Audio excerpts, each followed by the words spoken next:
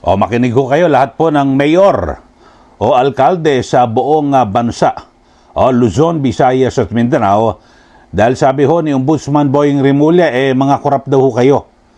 At dito pinakamalaking negosyo ng lahat ng mayor, ito eksaktong sabi niya, ng lahat ng mayor sa Pilipinas ay ito raw pong basura. Ang waste management ang binabanggit ho nitong si Ombudsman Boying Rimulya.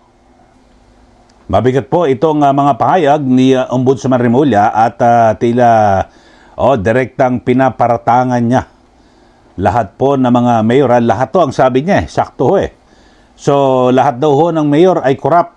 Hindi ako naniniwala ho rito at meron ho mga korap na sasangkot to sa korupsyon, katiwalian na alkalde, pero hindi naman po lahat at ako po naniniwala na meron namang malinis na talagang totoong naglilingkod sa taong bayan. Pero dito ho kay Ombudsman Rimulya, makinig ho kayo, lahat po ito ng mayor. At parang may isa lang ho ikinakampanya. Ang sabi niya baka sa Pasig lang daw po ang matino. Yun ho, at mukhang may ikinakampanya na po. At syempre, yung mayor dyan po sa Pasig City, si Mayor Vico Soto. Parang yun po ang ikinakampanya na ni Ombudsman Boying Rimulya. Pero masaklap po rito, ito, babanggitin ko lang ho. Ang sabi po ni Ombudsman Rimulya, yung waste management o pamamahala sa basura ay naging pinakamalaking negosyo na raw umano ng mga alkalde. Lahat po, alkalde lungsod o munisipalidad sa buong bansa.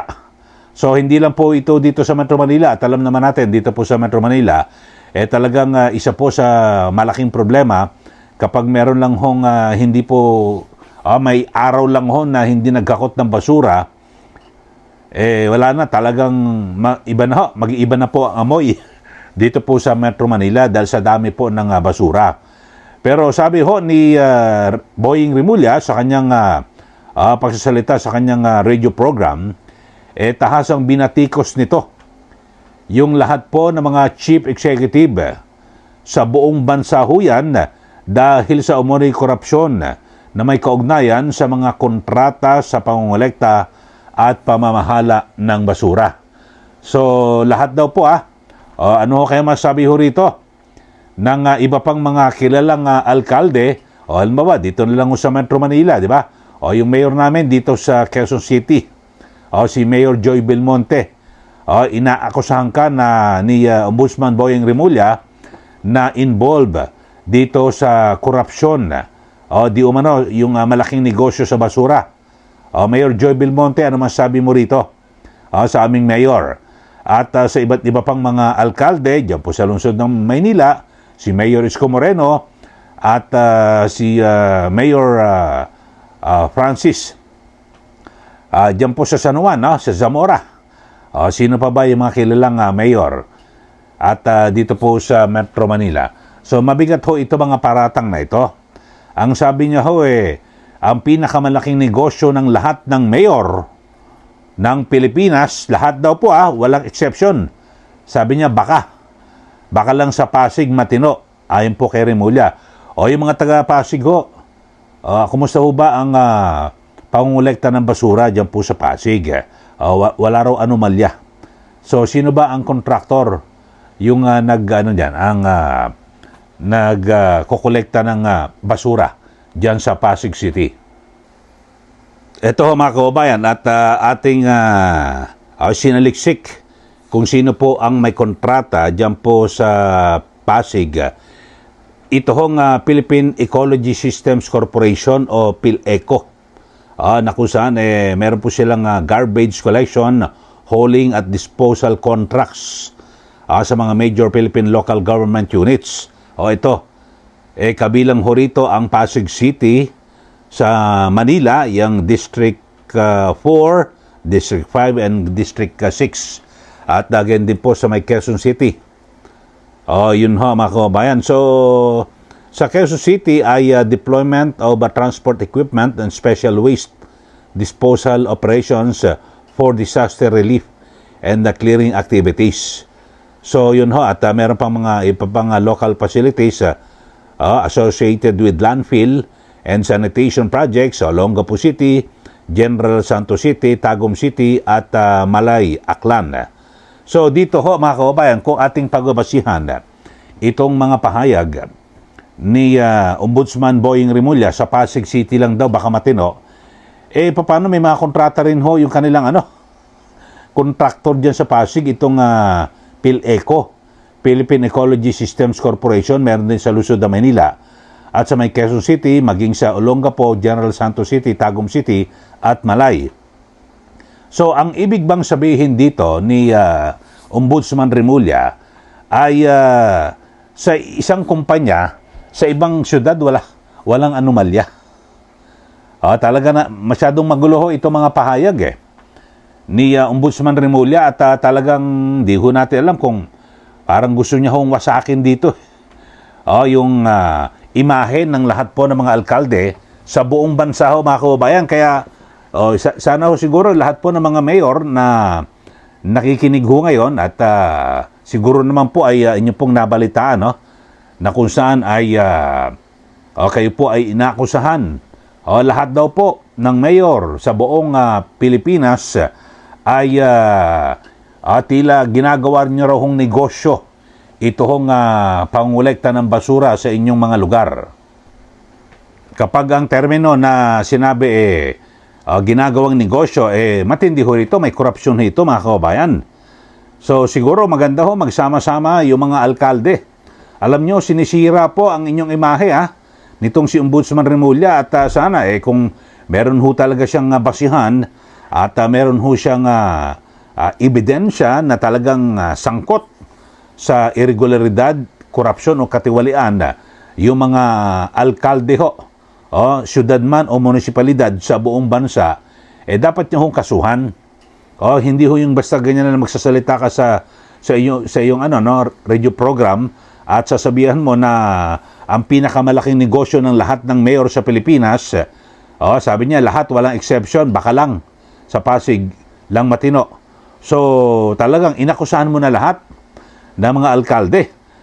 Ano ho masasabi niyo rito yung mga mayor ho, lalo na po ako, basta ako hindi ako naniniwala na lahat po ng mayor ay involved o dito po sa katiwalian sa korupsyon, lalo na po sa basura.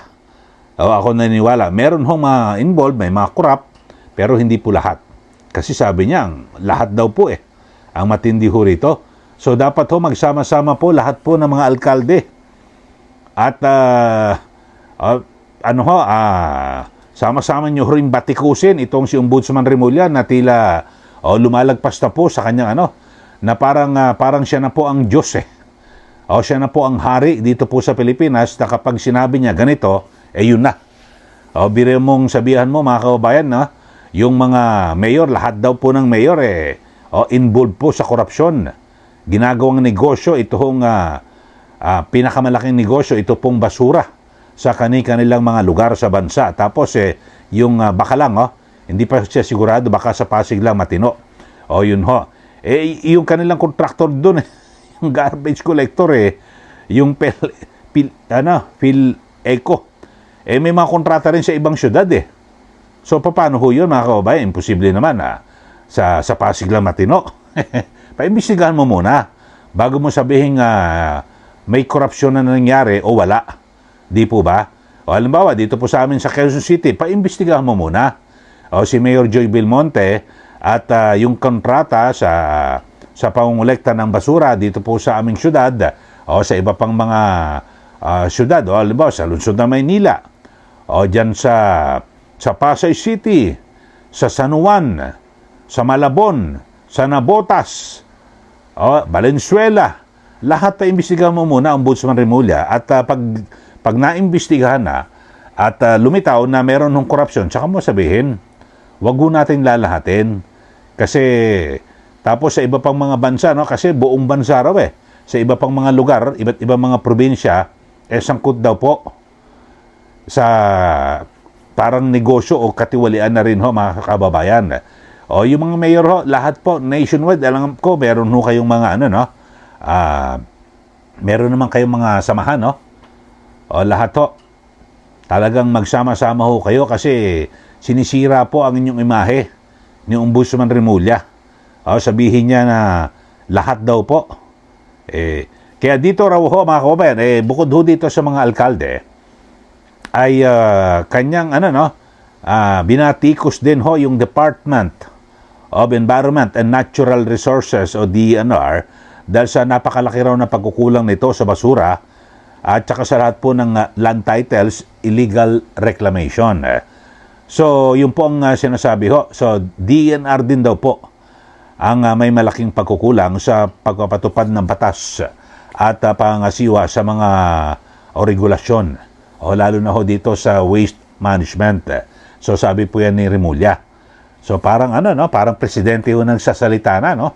O mas mataas pa ho sa presidente. O, talagang biri mong akusahan mo lahat, sabi, lahat ng mayor. O, syudad man o munisipalidad, sangkot dito po sa korupsyon sa basura. Napakabigat ho nito. So, yun ho mga kababayan, at ang sa DENR, talagang may pagkukulang. Paimbestigahan mo rin ang DENR. So, lahat po ng mga mayor sa buong bansa, ilan ba ang alkalde? O, lahat paimbestigahan mo. Siguro mauna muna dito sa Metro Manila. O, di ba? Paimbestigahan mo muna, Ombudsman, bago ka magsalita na sila po ay sangkot. Kasi ito po ay makasisira po sa reputasyon ng isang alkalde.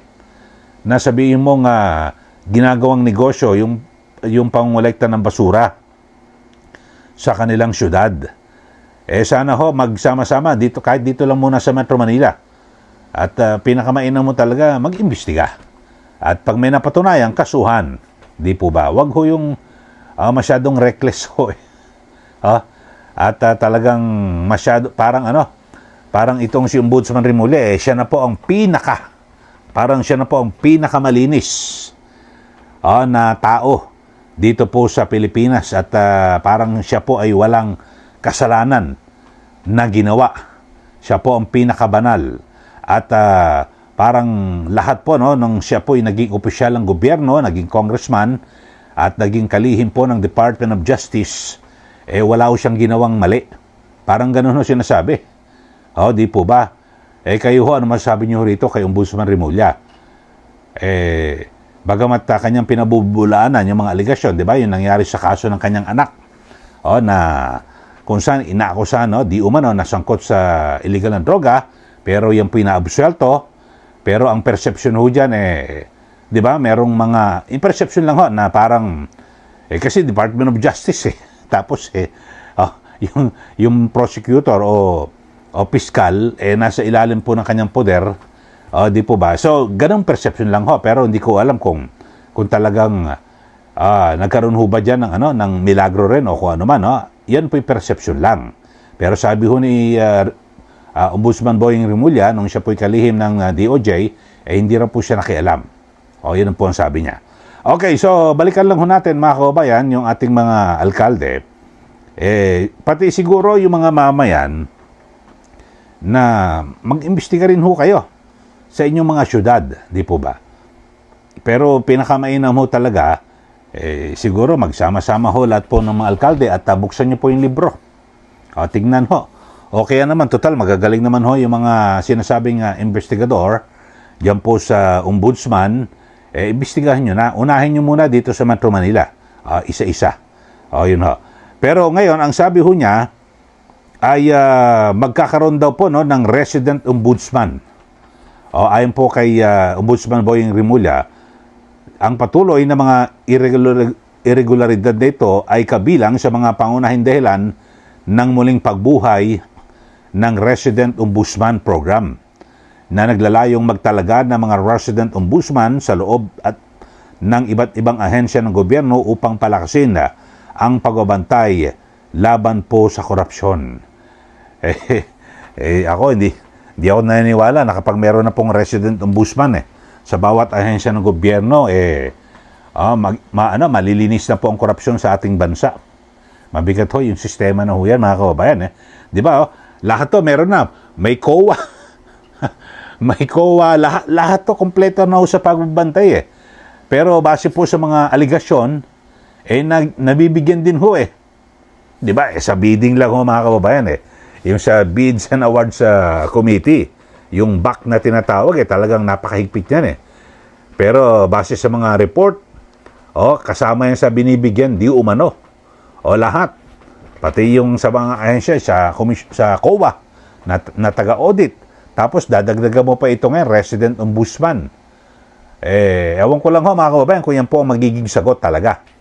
Ang pinakamaganda ho talaga, maparusahan yung mga tunay na sangkot po sa katiwalian. Yung pong importante na kay oposisyon ka man o nasa administrasyon, kaalyado ka man ng Pangulo o hindi, kapag ikaw ay nagkasala o merong may basihan na ikaw ay kasuhan. Dapat ganon. Sa ngayon, alam nyo naman ho, di ba, parang nakatutok lang ho yung pag-iimbestiga at hinahanapan po ng mga ebidensya yung mga kritiko o nasa panig po ng oposisyon o hindi kaalyado ng Pangulo. So, ganun po, di ba, nangyari at yan po ang patuloy na persepsyon. Kayo ho, ano masasabi nyo ho? Mga kababayan, dito po sa ating pinag-uusapan ngayon. Sabi po ni Ombudsman Boying Rimulya, lahat daw po ng alkalde, syudadman at munisipalidad ay sangkot po dito po sa korupsyon, partikular itong pagninegosyo na may kinalaman dito po sa basura. At parang medyo may konting baka sa Pasig lang daw po ang matino. Kayo ho, ang masasabi nyo rito? Sige, magbigay na po kayo ng comment dito po sa ating channel at sa ating pinag-uusapan. Sa mga bago lang po, subscribe na po kayo at huwag nyo pong kalimutan na i-like at i-share. Sundan nyo rin po yung aking Facebook Ka Eli Saludar at Eli Saludar. Maraming salamat. Muli, ito po si Ka Eli. Magandang araw po sa ating lahat.